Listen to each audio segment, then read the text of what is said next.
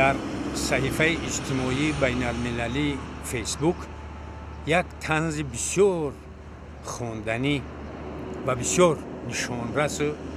حقیقتا هم دردآمیزی نویسنده چیره‌دست، چهره شناخته تاجیکستان،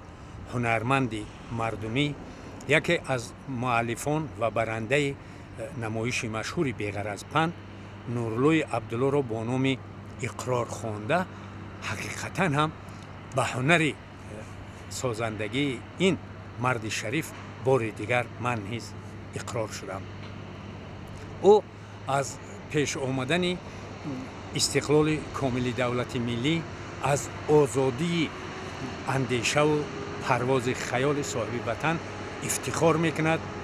و شهرت تاجیکستان را در این زمان صفات کرده ایستاده، عمل فرزندان دیار را با یک خوشنودی خاصه و مردم بار دیگر معرفی میکند و در آخرش چیزی که نام طنز گذاشته شده است اقرار می شود که او یک عیب دارد. عیبش همین است که کم کم دروغ میگوید و این اقرار او مرا به اندیشه عمیق کشید و یک سفر 20 سال پیش من به جمهوری اسلامی افغانستان به خاطر 10 سالگی استقرار کامل دولت ملی و وحدت سرتاسری پیش آمده بود و به این خاطر ما همراه گروه ایجادی شبکه یکم تلویزیون تاجیکستان به سفر خدمتی رفتیم و در مزار شریف به یکی از چهره های شناخته دیار به دیپلماتی بسیار موفق کشور در افغانستان عبدالفضل عطایی واخوردیم و او ما رو در سفر رهبلد گشت و در شهر پلخمری ولایت بغلان با یک گروه کلان شاعر و نویسنده های افغانستان واخورده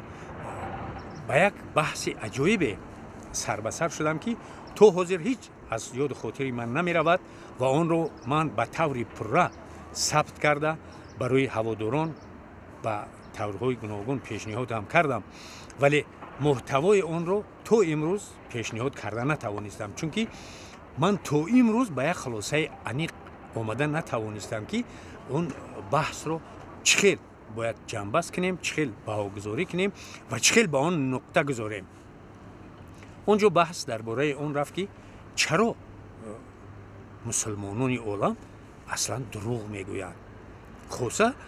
فارسی زبانان که با معرفت خود در عالم، با ادبیات عالم شمولشان شهرت دارند، ولی قریب همه وقت در مورد زور آمد دروغ میگویند. یک کس اونجا مثال آورد که ما نصیحت از بزرگان داریم. بزرگترین ناصح تاریخ بشریت شیخ سعدی میگوید که دروغ مصلحت آمیز به از راست فتنه انگیز، یعنی دروغ ما اصلا به خاطر مصلحت است، به خاطر به هم آوردن هاست، ولی عبدالفضل عطایی ابراز داشت که این تسکین است. اصلا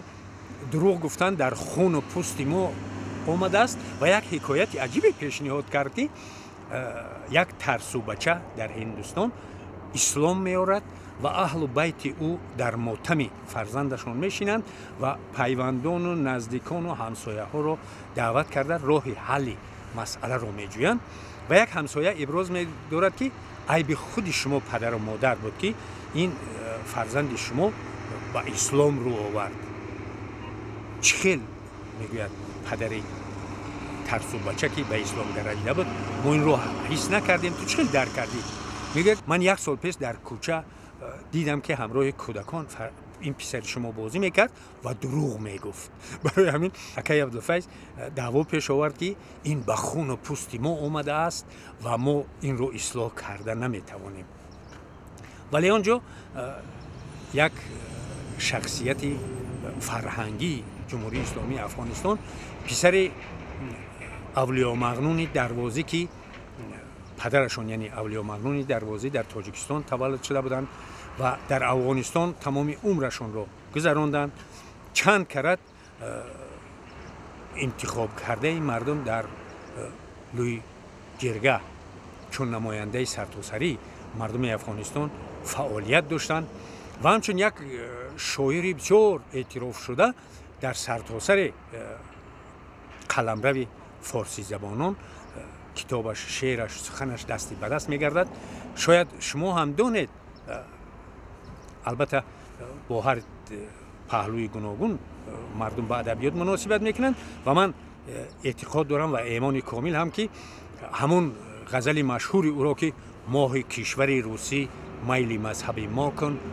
یا بیا مسلمان شو یا مرا نصارا کن، حتما کل فارسی زبانان جهان این را شنیدند. شاید ندونند که مؤلف این کیست، ولی این سخن را بسیاری ها میدونند و سالهای 80 یا 70 بود، شاید سالهای 70 یا 80 عصر سپری شده شاعر آوازدار خطلان زمین سامی عادی نزاده که در کلوب با نام بابای ملا شریف مشهور بود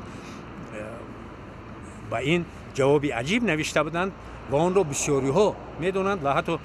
در رادیو و تلویزیون شاید شما هم شنیده باشد که عمر تیمور که با نام عمر ریجک مشهور است این را میخواندند. ماه کشور روسی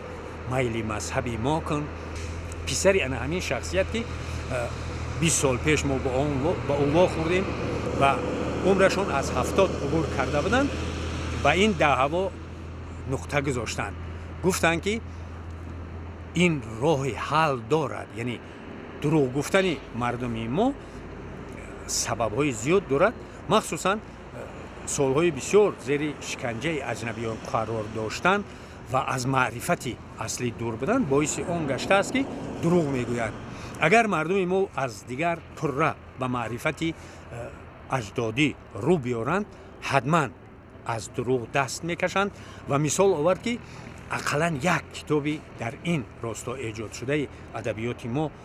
که امروز برای مردم دسترس نیست، بدیع البقایه زینالدین محمودی واصفی را خوانند حتما از این عادت بد دست میکشند. و من که با این کتاب احترام و اعتقاد خاصه داشتم، خاصه به مؤلف آن مولانا واصفی، بعد بازگشت آن را ورقگردان کردم و یک پهلوی ایجاد واصفی دقت من را سخت جلب کرد و 20 سال باز اطراف آن اندیشه می کردم که اون رو چخیل به مردم پیشنهاد کنم. وقتی که طنز اقراری برادر عزیزمان نورالله عبدالله را خواندم، بعد همین اندیشه در نزد من روشن شد که باید با مثالهای آورده زینالدین محمودی واصفی در بدیع الوقایع که فقط از دیده و شنیده، از وقایع و از سرگذرانده و تحلیل های به واسطه خود به خلاصه آمده، اصلا بدیع الوقایع سر تا به پا یادداشت‌های خود واصفی است که از سر گذرانیده است، ولی یک پهلوی اون که شهرت جهانی اولوغبک میرزا که همچون شاه عادل، خردمند و نهایت فاضل در تخمینا 100 صفحه این کتاب موقع خاصه دارد، محض همین پهلوی زندگی مردم ما را با مثال انیقی از حیات این شاه آوازدار سرتاسر خراسان که نظیر ندارد اثبات ساخته است که کسی اگر در حیاتش دروغ نگوید، از دروغ پرهیز داشته باشد و همیشه راستگو و راستخو و راستکار باشد، خداوند به عمل او، به زندگی او، به آبروی او آنقدر خیر و برکت میریزد که به اولوغبک میرزا نصیب گشته بود.